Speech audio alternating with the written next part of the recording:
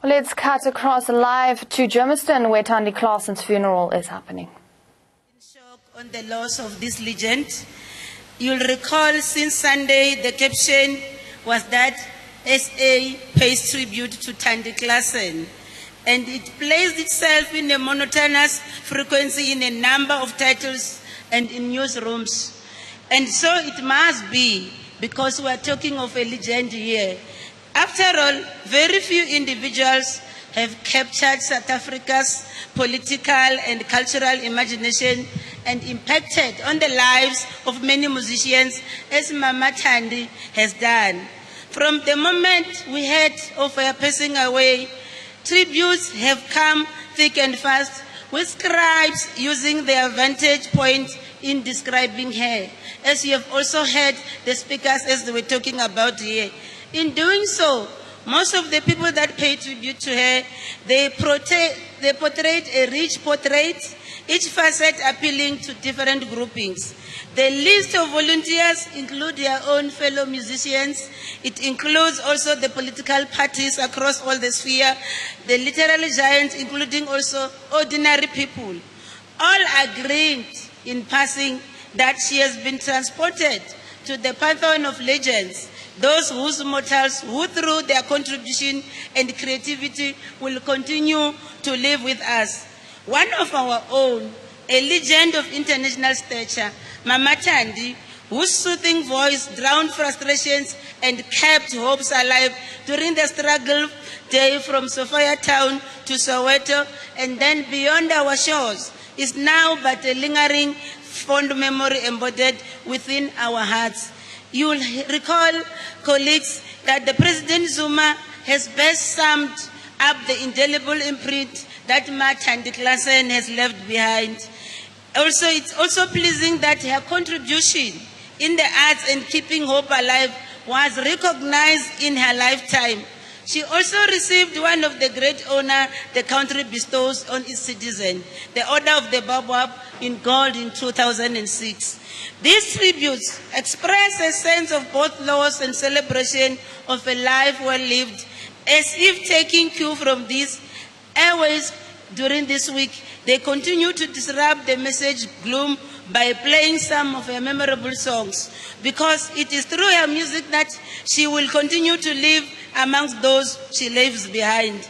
But there's no honor on her than that one of the country's first citizen. Any tribute that does not speak to Mama Klaasen's never die spirit will be incomplete. Perhaps most revealing of her life is the words used by her daughter Lorraine in confirming the reports of her passing away. I quote, "Today is the day my mother left us. She passed away this morning peacefully. She lived a life of tragedies to be able to die peacefully. She did everything her way," close quotes. Apartheid, as you recall, colleagues and comrades, and petty. It has been petty and has been grand, but it could not surprise her indomitable spirit. Like many in her time, she also experienced what it means to lose your house through a stroke of a pen. All of us, because of this and because of some of our determination, you'll recall that what happened to her was done to her so that they badge a dishonor to her. But with her song, Sophia Town, it should remain a testament that continues to remind us that the past was both ugly and repulsive. There are few places that have a profound influence in the shaping of our nation. Sophia Town stands shoulder to shoulder with the likes of Sharpeville, Soweto, Langa, and Gugulethu in producing the kind of atmosphere and environment that produce South Africa's greats like Mama Thandi, be it in politics, in cultural expression, or even in journalistic excellence. In crafting that song, she has not only done her contemporaries a political favor, but she has bequeathed the future generation with a priceless gift. A gift that says the struggle against apartheid, colonialism was real and not in vain. There was nothing miraculous about it. People died, some of them went to prison, and some went to exile. Some were tortured, some were crippled for life. The freedoms we enjoy today is as a result of people like Mama Thandi Klaasen. These freedoms were not handed over a silver plate, lest we forget. But the worst strategy to befall any musician at the prime of her career awaited her. You recall Mabandu could not have expressed it well when he writes as follows, I quote, "In 1997, tragedy struck. The pretty star was attacked with acid. It was a violent incident that could have ended her public life as an entertainer. It didn't. Thandi Klaasen's resilient spirit carried her through. She recovered and kept on singing. This kind of violence will have been part of her life from the start.